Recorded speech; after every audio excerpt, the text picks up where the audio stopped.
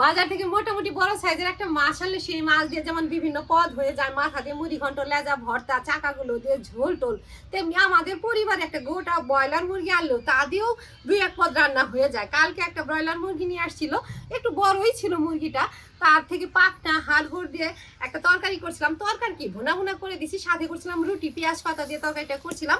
আর সেই থেকে ওই লেগ পিস আর সলিড পিসগুলো রেখে দিছি।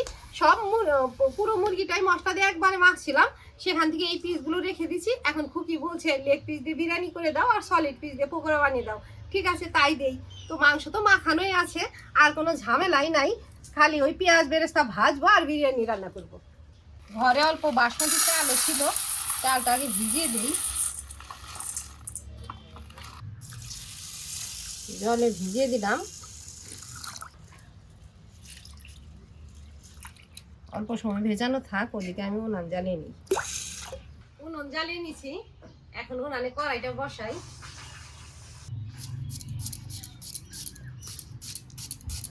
তো আর অন্যান্য জিনিসপত্র না দিলেও এই পেঁয়াজের বেরেস্তা আমাকে দিতেই হয়। খুকি এই পেঁয়াজের বেরেস্তাটা খুব পছন্দ করে।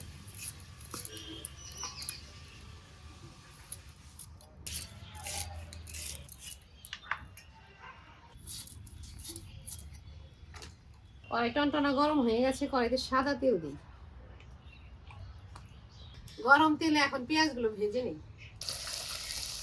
সবটুকু মাংসই তো সাধারণ রান্নার মশলা দিয়েই মাখছি, তবে হলুদ লঙ্কার গুঁড়ো দেই নাই। আর এই যে এই বাটিতে কর্নফ্লাওয়ার, বেসন, হলুদ লঙ্কা, নুন দিয়ে গুলে নেব। সলিড পিসগুলো আগে পকোড়া ভেজে নেব, যেহেতু কড়াইতে একটু বেশি তেল দিচ্ছি, আগে পকোড়াটা ভেজে নেই, তারপরে রান্না শুরু করি। একটু ছোট করে কেটে নেব, এক একদিন এক একভাবে ভাজি।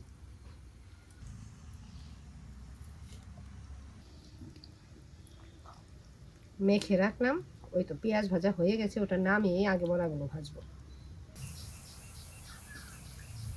এটার মধ্যে ছাঁকা দিয়ে রাখি, এখান থেকে বিরিয়ানির ভাতটা রান্না করে ছাঁকা দিব, এটার মধ্যে দিই যাতে তেলটা একদম পড়ে যায়।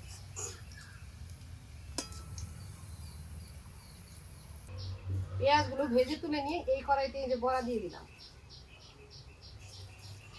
এক কড়াইতে দিয়ে দিলে সব? এক কড়াইতে দিলাম, তেল বেশি আছে, হয়ে যাবে।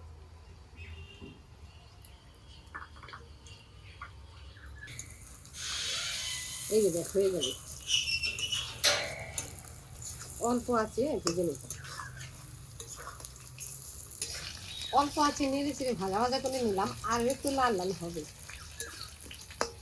গামলার এই লেগ পিসগুলো আর অন্যান্য মশলা দেবো না, এমনি ভাজা ভাজা করে বিরিয়ানি করবো। একটু বেশি তেলে ভাজলাম, ভাজাটা কি ভালো হয়েছে। এখন বাকি তেলটুকুতে ওই মাংসগুলো ভাজি। আগে মশলা ছাড়িয়ে ছাড়িয়ে দিই, পরে মশলাটুকু ঢেলে দিই।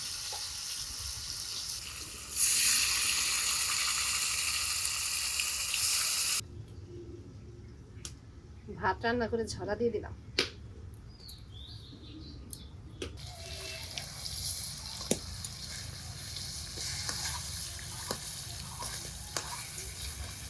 উল্টে দিলাম পিসগুলো।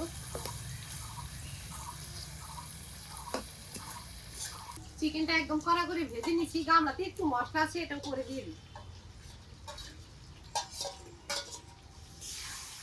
এটা নামাবো না, আলাদা করে কোনো হাঁড়িতে দমে দেবো না, এর উপরেই চাল দিব, দুধ দেব, কেশর দেবো না, দুধের মধ্যে অল্প হলুদ গুলে দুধটা দিব।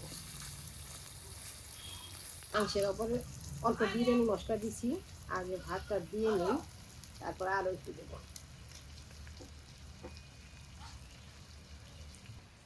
বিরিয়ানি মশলা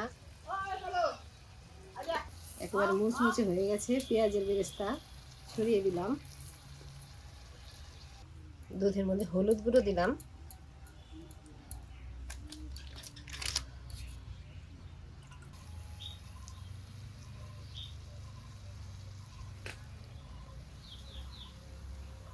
এখন উপরে অল্প ঘি দেবো, ঘি দিয়ে চাপা দিয়ে ঢেকে রাখবো। ঘি দিলাম, চাপা দিয়ে ঢাকবো, লেগে ধরবে না, আর যদি অল্প লেগেও ধরে চিকেনের পিসটা আরো করা হবে, ভালো লাগবে খেতে।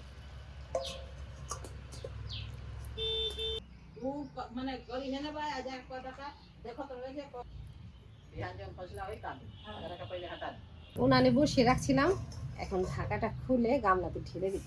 দেখ কি সুন্দর হয়েছে রে। গন্ধ বেরোচ্ছে। আর নাড়বো না, একবারে গামলাতে ঢেলে দিই। গামলাতে ঢেলে দিই, গামলাতে ঢেলে দিলাম। নিচে মাংসের পিসগুলাই যে একটু ভাজা ভাজা হয়েছে, এতে আরো স্বাদ বাড়বে। পুরো ঝরঝরে হয়েছে একদম।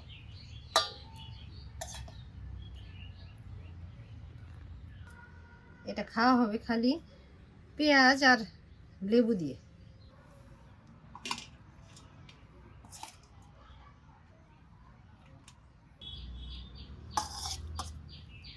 দুটো দুটো পকোড়াও দিলাম।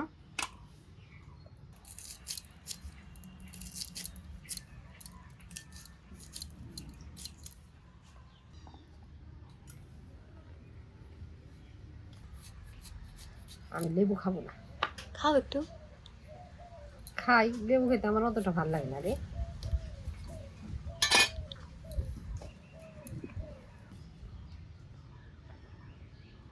নিজেরা খাওয়ার জন্য রান্না করি, এক এক দিন এক এক ভাবে রান্না করি, কোনো রেসিপি মেনটেন করি না।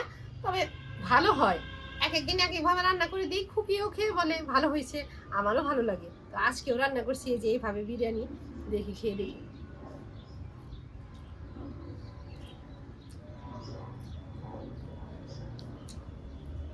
পুরো নরম হয়েছে। রান্না হয়েছে, ভালো হয়েছে রে।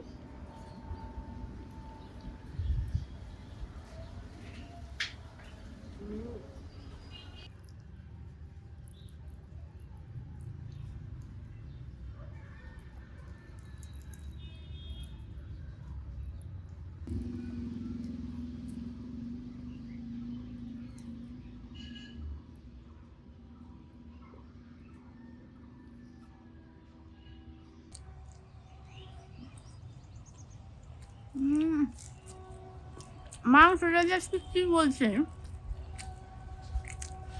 কতক্ষণ উনানে বসে রাখছিলাম, আর মাংসটা নিচে পুরো জাল লাগছে। পুরো আঁচ লাগছে, ভাতেরও চাপা পড়া। সে হয়েছে।